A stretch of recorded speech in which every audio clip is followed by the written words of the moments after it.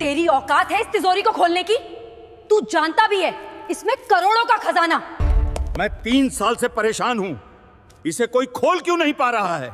अगर तूने इस तिजोरी को खोल दिया तो मैं तुझे पूरे 10 करोड़ रुपए दूंगा। शहर के सबसे पुराने बाजार के बीचों बीच एक इमारत थी जिसे लोग शर्मा सेठ की हवेली कहते थे। बाहर से देखने पर वह जगह किसी आम गोदाम जैसी लगती थी, लेकिन अंदर कदम रखते ही समझ आ जाता था कि यहां कुछ अलग है। मोटी दीवारें, भारी दरवाजे और बीचों बीच रखी हुई एक विशाल तिजोरी, वही तिजोरी जिसकी चर्चा पूरे शहर में थी। यह तिजोरी कोई साधारण तिजोरी नहीं थी। कहा जाता था कि इसके अंदर करोड़ों का खजाना बंद है, सोना, हीरे, पुराने सिक्के और न जाने क्या क्या। लेकिन दिक्कत बस एक थी, तिजोरी खुलती नहीं थी। पिछले 3 सालों से शर्मा सेठ ने हर मुमकिन कोशिश कर ली थी। बड़े बड़े इंजीनियर आए, लॉक एक्सपर्ट बुलाए गए, विदेशी मशीनें मंगवाई गईं।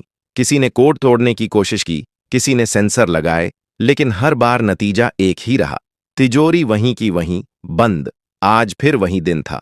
हवेली के बड़े हॉल में भीड़ जमा थी, बिजनेस पार्टनर, वकील, मीडिया और कुछ खास मेहमान। बीच में खड़ी थी वह काली मोटी लोहे की तिजोरी।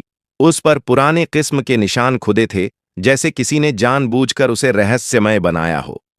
शर्मा सेठ का चेहरा चिड़चिड़ा था, सफेद कुर्ता, मोटी सोने की चेन और आंखों में गुस्सा। सामने खड़ा आखिरी एक्सपर्ट अभी अभी हार मान चुका था। सॉरी सेठ जी, उसने कहा, इस तिजोरी का मैकेनिज्म बहुत अलग है। शायद बिना ओरिजिनल जानकारी के इसे खोलना नामुमकिन है। हॉल में हल्की सी खुसर-फुसर शुरू हो गई। कोई बोला, इतना पैसा और फिर भी तिजोरी बंद। कोई हंसा, कोई सिर हिलाने लगा। उसी वक्त दरवाजे के पास खड़ा एक लड़का आगे बढ़ा। उम्र करीब 15 या 16 साल। बदन पर फटा पुराना शर्ट, धूल से भरी पैंट और पैरों में घिसी हुई चप्पल। बाल बिखरे हुए, चेहरा दुबला, लेकिन आंखों में अजीब सा ठहराव। उसने धीमी लेकिन साफ आवाज में कहा, सेठ जी, मैं तिजोरी खोल सकता हूं। पूरा हॉल एक पल के लिए शांत हो गया। फिर अचानक हंसी फूट पड़ी। किसी ने जोर से कहा, अरे ये कौन है? किसी ने कहा, बाहर से कोई बच्चा घुस आया है। गार्ड आगे बढ़े, लेकिन शर्मा सेठ ने हाथ उठाकर उन्हें रोक दिया। उन्होंने लड़के को ऊपर से नीचे तक देखा, कपड़े, शक्ल, हालत, फिर व्यंग्य से मुस्कुराए। तू? सेठ ने कहा, यह तिजोरी इतने बड़े बड़े दिमाग नहीं खोल पाए, और तू खोल देगा? लड़के ने नजरें झुकाई नहीं। एक मौका दे दीजिए, अगर नहीं खुली तो मैं खुद चला जाऊंगा। भीड़ को मजा आने लगा।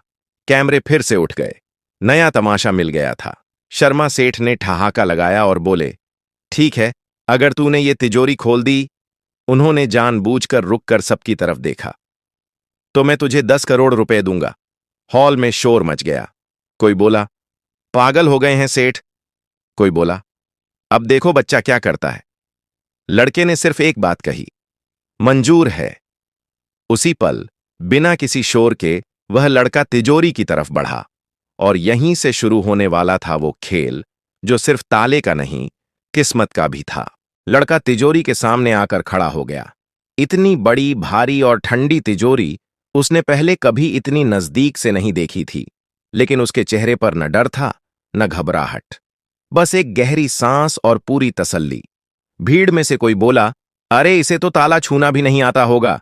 किसी ने हंसकर कहा, लगता है सेठ जी आज दान करने के मूड में हैं। शर्मा सेठ हाथ बांधे खड़े थे। उनके चेहरे पर आधी हंसी, आधा तंज। उनके लिए यह सब एक मनोरंजन था। उन्हें यकीन था कि कुछ मिनटों में यह लड़का थककर खुद पीछे हट जाएगा। लेकिन लड़के ने किसी की बात नहीं सुनी। उसने सबसे पहले तिजोरी को गौर से देखा, बहुत गौर से, जैसे वह सिर्फ लोहे का ढांचा नहीं, कोई पुरानी कहानी पढ़ रहा हो। उसकी उंगलियां तिजोरी की सतह पर हल्के हल्के घूमने लगीं, कभी ऊपर बने निशानों पर, कभी किनारों पर, कभी नीचे के कोनों पर। एक बुजुर्ग वकील ने पास खड़े आदमी से फुसफुसाकर कहा, देख रहा है, ये यूं ही हाथ नहीं फेर रहा, कुछ ढूंढ रहा है। लड़के ने कान से तिजोरी को छूकर हल्की सी थपकी दी, फिर दूसरी तरफ से भी। धक धक। अंदर से आवाज थोड़ी अलग लग रही थी। उसने आंखें बंद की। भीड़ को लगा अब कोई नाटक शुरू होगा, कोई जादू, कोई मंत्र। लेकिन कुछ नहीं हुआ। वह बस खड़ा रहा, शांत, जैसे अपने दिमाग में किसी नक्शे को दोहरा रहा हो। दरअसल उसका नाम नीरज था। नीरज पास की झुग्गियों में रहता था। उसका पिता कबाड़ी का काम करता था। टूटे ताले, जंग लगे बक्से, पुराने संदूक, यही नीरज की दुनिया थी। बचपन से वह अपने पिता के साथ कबाड़ छांटता रहा था। कई बार ऐसे ताले मिलते जो दिखने में बेकार होते, लेकिन नीरज घंटों बैठकर उन्हें खोल देता। उसे मशीनें नहीं आती थीं, उसे किताबों की भाषा नहीं आती थी, लेकिन उसे सुनना आता था। धातु की आवाज, दबाव का फर्क, खाली जगह का अंदाजा। नीरज ने तिजोरी के दाईं ओर बने एक छोटे से उभार पर उंगली रखी। वहां कोई बटन नहीं था, बस थोड़ा सा फर्क। उसने वहां हल्का दबाव डाला, फिर छोड़ा। कुछ नहीं हुआ। उसने दोबारा कोशिश की, इस बार दबाव थोड़ा बदल कर, फिर नीचे वाले कोने में वहीं किया। भीड़ बोर होने लगी। एक रिपोर्टर बोला, लगता है खत्म हो गया शो। लेकिन तभी नीरज रुक गया। उसने सिर थोड़ा तिरछा किया, जैसे किसी हल्की आवाज को पकड़ लिया हो। फिर उसने दोनों हाथ तिजोरी पर रखे, एक ऊपर एक नीचे। धीरे धीरे दबाव बढ़ाया। क्लिक। बहुत हल्की आवाज, इतनी हल्की कि आधे लोग सुन ही नहीं पाए। लेकिन नीरज के चेहरे पर हल्की सी मुस्कान आ गई। शर्मा सेठ सीधा हो गए। ये आवाज, उन्होंने खुद से कहा। नीरज ने आंखें खोल दी। अभी तिजोरी नहीं खुली थी, लेकिन कुछ जाग चुका था। और यह तो बस शुरुआत थी। क्लिक की वह आवाज छोटी थी, लेकिन असर बड़ा। शर्मा सेठ की आंखें अब तिजोरी से हट नहीं रही थीं। जो लोग अभी तक हंस रहे थे, वे भी चुप हो गए। हॉल में अजीब सा सन्नाटा फैल गया, जैसे किसी ने हवा रोक दी हो। नीरज ने हाथ पीछे नहीं खींचे। उसे पता था कि यह ताला एक झटके में नहीं खुलने वाला। यह उन तालों में से था जो ताकत नहीं, धैर्य पहचानते हैं। उसने फिर से तिजोरी को थपथपाया। इस बार अलग जगह। धक धक। एक तरफ से आवाज भारी थी, दूसरी तरफ खोखली। उसके माथे पर पसीने की हल्की बूंदें आ गईं।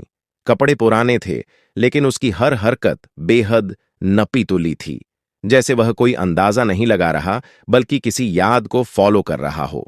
भीड़ में से एक इंजीनियर बुदबुदाया, यह लड़का प्रेशर पॉइंट्स ढूंढ रहा है। नीरज ने तिजोरी के नीचे झुककर देखा। वहां कोई ताला नहीं था, कोई लीवर नहीं, लेकिन धातु की बनावट थोड़ी अलग थी। उसने उंगलियों से वहां हल्का घुमावदार दबाव दिया। कुछ नहीं हुआ। उसने सांस छोड़ी, फिर दोबारा कोशिश की। इस बार पहले से थोड़ा धीमा। अंदर से फिर वही आवाज आई, गुड। अब यह आवाज साफ थी। शर्मा सेठ अनजाने में आगे बढ़ाए। रुको, उन्होंने कहा, कोई मशीन तो चाहिए हो, बता दें। नीरज ने बिना पलटे कहा, नहीं सेठ जी, मशीन उलझा देती है। यह तिजोरी सीधे हाथ से बात करती है। कई लोग चौंक गए। सीधे हाथ से बात करती है? नीरज ने तिजोरी के सामने खड़े होकर आंखें बंद कीं। उसने दोनों हथेलियां तिजोरी पर रखीं, जैसे कोई डॉक्टर मरीज की धड़कन सुनता है। कुछ सेकंड तक वह बिल्कुल स्थिर रहा। फिर उसने बाएं हाथ से ऊपर के हिस्से पर दबाव दिया और दाएं हाथ से नीचे की ओर हल्का सा स्लाइड किया।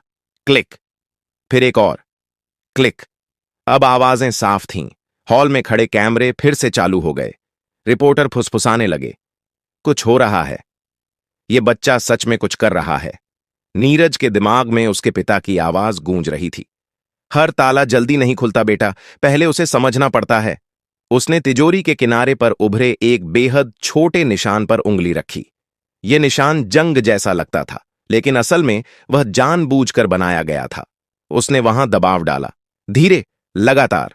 अचानक तिजोरी के अंदर से भारी चीज के सरकने की आवाज आई। गुड। धड़। भीड़ में किसी ने सांस खींच ली। अरे! नीरज ने हाथ हटा ली। वह जानता था, अभी नहीं। अगर वह जल्दबाजी करता तो सब फिर से लॉक हो जाता।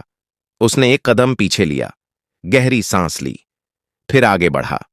अब तिजोरी सिर्फ एक लोहे का डिब्बा नहीं थी, वह जाग चुकी थी और पहली बार वह खुलने के लिए तैयार लग रही थी।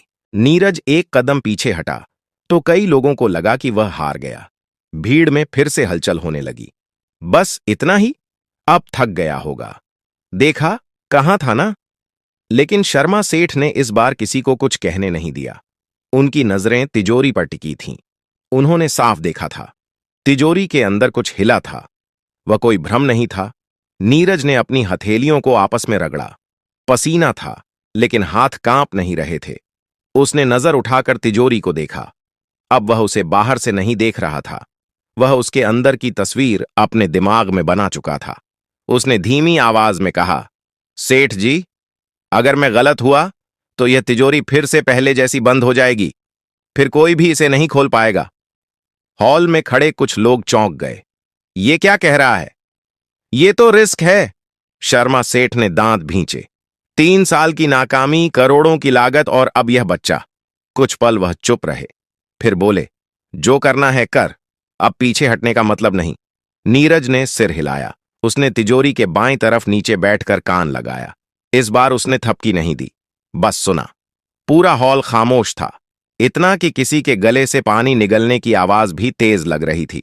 नीरज को अंदर से हल्की सी धातु की कंपन महसूस हुई। यह वही कंपन थी जो उसे कबाड़ में मिले पुराने संदूकों में महसूस होती थी।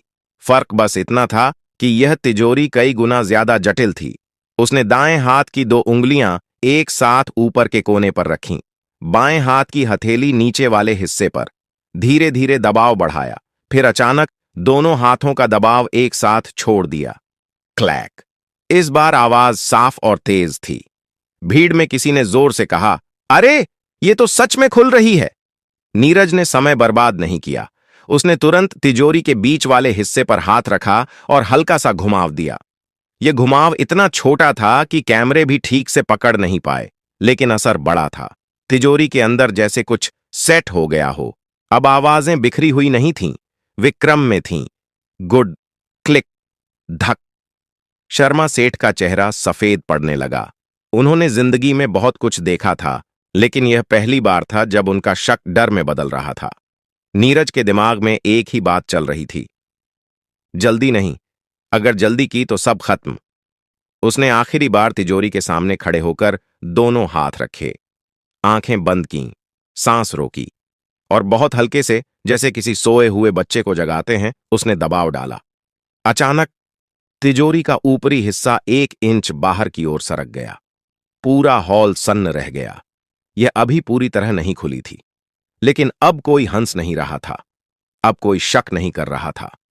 अब सब जान चुके थे, यह लड़का खाली हाथ नहीं आया है।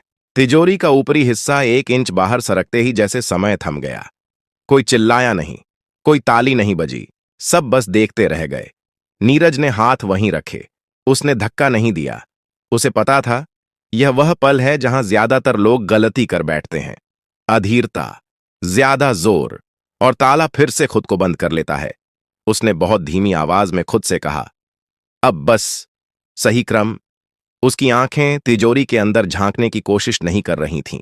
वह बाहर के संकेत पढ़ रहा था, हल्का झुकाव, दरवाजे का वजन, धातु की सांस। उसने बाएं हाथ से ऊपर वाले हिस्से को स्थिर रखा और दाएं हाथ से नीचे की ओर बहुत हल्का दबाव दिया। गुड। अब आवाज भारी थी, ऐसी आवाज जो सिर्फ तभी आती है जब अंदर कुछ बड़ा अपनी जगह छोड़ रहा हो। शर्मा सेठ अनजाने में 2 कदम आगे आ गए। उनका गला सूख चुका था। खुल रही है, उनके मुंह से अपने आप निकल गया। नीरज ने आखिरी बार नीचे की ओर उंगली घुमाई, बस आधा घेरा, उसे ज्यादा नहीं। क्लैक। इस बार आवाज ने कोई शक नहीं छोड़ा। तिजोरी का दरवाजा अपने आप आगे की ओर झुक गया। 1 सेकंड, 2 सेकंड, फिर भारी लोहे का दरवाजा पूरी तरह खुल गया। पूरा हॉल जैसे फट पड़ा। खुल गई! अरे ये तो खुल गई! ये बच्चा कर दिखाया! कैमरे चमकने लगे, लोग आगे बढ़ने लगे, लेकिन गार्ड्स ने तुरंत रोक लिया। शर्मा सेठ खुद तिजोरी के सामने पहुंचे। उनके हाथ कांप रहे थे। तिजोरी के अंदर का नजारा किसी ने सोचा भी नहीं था। अंदर सोने की ईंटें थीं, हीरों से भरे लकड़ी के बक्से, पुराने जमाने के सिक्कों की थैलियां, और नीचे मखमली कपड़े में लिपटी हुई मोटी मोटी ज्वेलरी। करोड़ों नहीं, दर्जनों करोड़। हॉल में किसी की आवाज नहीं निकल रही थी। कुछ लोग अविश्वास में सिर हिला रहे थे, कुछ की आंखें चमक रही थीं। शर्मा सेठ ने धीरे से एक ईंट उठाई। वजन असली था, चमक असली थी। उन्होंने नीरज की तरफ देखा, वही फटे कपड़े, वही शांत आंखें। तू, उनकी आवाज भर्रा गई। तू कौन है बेटा? नीरज ने सिर झुका लिया। नीरज, कबाड़ी का बेटा। सेठ कुछ पल चुप रहे, फिर उन्होंने जेब से रूमाल निकाला, माथा पोंछा और गहरी सांस ली। मैंने कहा था, उन्होंने सबके सामने कहा, अगर तू तिजोरी खोल देगा तो मैं तुझे 10 करोड़ दूंगा। हॉल में फिर से शोर उठा। क्या सच में देगा? अब देखो क्या होता है। शर्मा सेठ ने हाथ उठाकर सबको चुप कराया। उन्होंने अपने मैनेजर की तरफ देखा। अभी यहीं सबके सामने नीरज के पिता, जो भीड़ के पीछे खड़े थे, अब तक कुछ समझ ही नहीं पाए थे। उनके पैरों से जैसे जमीन खिसक गई हो। लेकिन नीरज की नजर तिजोरी पर नहीं थी। उसकी नजर उस दरवाजे पर थी जो आज सिर्फ लोहे का नहीं, उसकी किस्मत का भी ताला खोल चुका था। और यह कहानी अभी खत्म नहीं हुई थी। हॉल में शोर अब काबू से बाहर होने लगा था। कोई फोन पर बात कर रहा था, कोई वीडियो लाइव कर चुका था। खजाना मिल गया कि खबर आग की तरह फैलने लगी थी। शर्मा सेठ ने अपने पर्सनल मैनेजर को इशारा किया, लीगल टीम बुलाओ, अकाउंट्स तैयार रखो। मैनेजर हड़बड़ाकर फोन लगाने लगा। नीरज अब भी वहीं खड़ा था। न उसके चेहरे पर लालच था, न जीत की खुशी, जैसे उसने कोई सौदा नहीं, सिर्फ अपना काम पूरा किया हो। शर्मा सेठ उसके पास आए। पहली बार उनकी आवाज में सख्ती नहीं थी। तू जानता है 10 करोड़ क्या होते हैं? नीरज ने सिर हिलाया।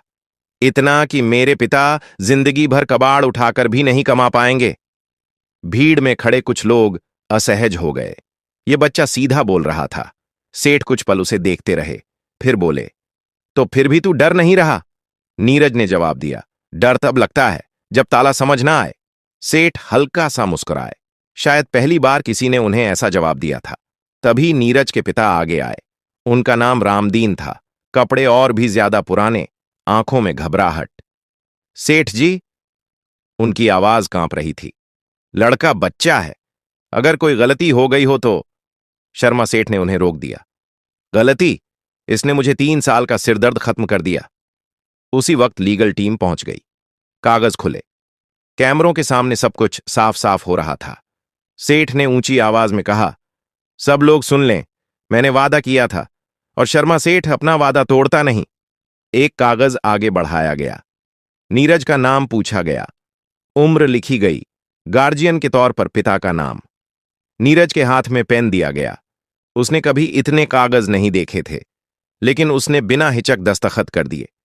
भीड़ में किसी ने कहा, अब ये लड़का बदल जाएगा। नीरज ने वह बात सुन ली।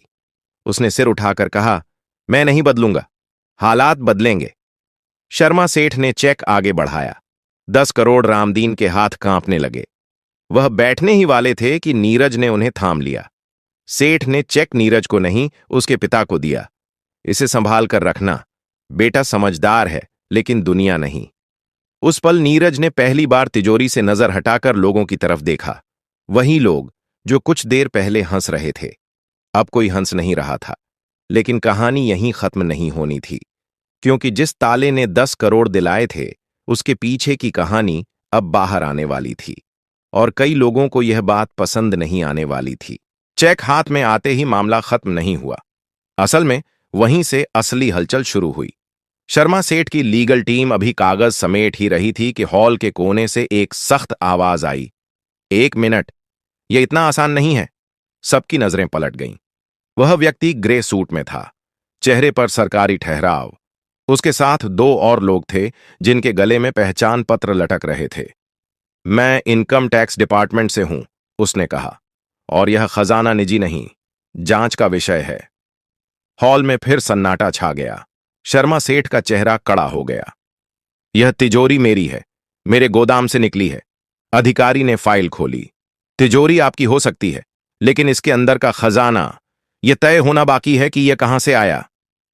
नीरज यह सब चुपचाप सुन रहा था। उसे कानून की भाषा नहीं आती थी, लेकिन इतना समझ रहा था कि मामला उलझने वाला है। एक अधिकारी की नजर नीरज पर गई। और यह लड़का, इसे यह तिजोरी खोलना कैसे आया? सवाल सीधा था और खतरनाक भी। भीड़ में फुसफुसाहट शुरू हो गई। कहीं चोरी तो नहीं? इतना छोटा और इतना हुनर? रामदीन घबरा गए। साहब, मेरा बेटा सीधा है, कुछ गलत नहीं किया। नीरज आगे बढ़ा। मैंने तिजोरी नहीं चुराई, मैंने बस उसे खोला। कैसे? अधिकारी ने पूछा। नीरज ने एक पल सोचा, फिर बोला, मेरे पिता कबाड़ उठाते हैं, पुराने ताले, संदूक, पेटियां, मैं उन्हें खोलता था। कुछ ताले ताकत से नहीं, सही जगह छूने से खुलते हैं। यह भी वैसा ही था। एक सीनियर अफसर जो अब तक चुप था, उसने तिजोरी को गौर से देखा। यह लॉक सिस्टम, यह इंडस्ट्रियल नहीं है, यह हाथ से बनाया गया है, पुराना है। उसने नीरज की तरफ देखा। तूने मशीन नहीं इस्तेमाल की, यह बात हमारे लिए अहम है। शर्मा सेठ ने तुरंत कहा, जो भी जांच करनी हो करो, लेकिन मेरा वादा। अधिकारी ने हाथ उठाया। वादा रहेगा, लेकिन इस लड़के को हम नजरअंदाज नहीं कर सकते। नीरज को पहली बार हल्का डर लगा। ताला खोलना आसान था, सिस्टम समझना नहीं। लेकिन तभी वही सीनियर अफसर आगे 3 आया और बोला, डर मत, तुझ पर कोई आरोप नहीं है, बल्कि हमें तेरी जरूरत पड़ सकती है। किस लिए? नीरज ने पूछा। अफसर ने तिजोरी के अंदर रखी एक खास लकड़ी की पेटी की तरफ इशारा किया। देश में ऐसी और भी तिजोरियां हैं, बंद, अनसुलझी और शायद खतरनाक भी। नीरज समझ गया, यह सिर्फ पैसे की कहानी नहीं थी, यह हुनर की कहानी थी, और अब उसका हुनर सबके सामने आ चुका था। कुछ हफ्तों बाद नीरज अब झुग्गी में नहीं रहता था, लेकिन वह किसी आलीशान बंगले में भी नहीं गया। सरकार ने उसके पिता को सम्मान के साथ घर दिलवाया। नीरज को एक टेक्निकल इंस्टीट्यूट में दाखिला मिला। वहां किताबें थीं, मशीनें थीं, लेकिन सबसे जरूरी चीज थी सम्मान। शर्मा सेठ ने 10 करोड़ का वादा पूरा किया, पूरा, कानूनी, साफ, सबके सामने। नीरज ने उसमें से आधा पैसा अपने पिता को दे दिया। आपने मुझे कबाड़ में मौका दिया, उसने कहा, अब आपकी बारी है आराम करने की। बाकी पैसे से उसने एक छोटा सा वर्कशॉप बनाया, नाम रखा नीरज लॉक लैब। वहां वह बच्चों को सिखाता था, ताले खोलना नहीं, सोचना। एक इंटरव्यू में किसी ने उससे पूछा, इतनी कम उम्र में करोड़पति बन गए, कैसा लग रहा है? नीरज ने साधारण सा जवाब दिया, मैं करोड़पति नहीं बना, मैं सिर्फ दिख गया। उस दिन के बाद लोग जब किसी बंद तिजोरी के सामने खड़े होते तो मशीनें याद नहीं करते, वे याद करते थे एक फटे कपड़ों वाले लड़के को, जिसने साबित किया था कि हर ताला चाबी से नहीं और हर किस्मत सिफारिश से नहीं खुलती। कुछ ताले हुनर मांगते हैं और कुछ दुनिया को बस एक मौका। अगर आपको यह कहानी पसंद आई हो तो लाइक जरूर कीजिए। ऐसी ही दमदार और दिल छू लेने वाली कहानियों के लिए सब्सक्राइब करना मत भूलिए और इस कहानी को अपने दोस्तों के साथ शेयर जरूर करें। कमेंट में अपने शहर का नाम जरूर लिखिए ताकि हमें पता चले कि हमारी कहानियां देश के किस किस कोने तक पहुंच रही हैं।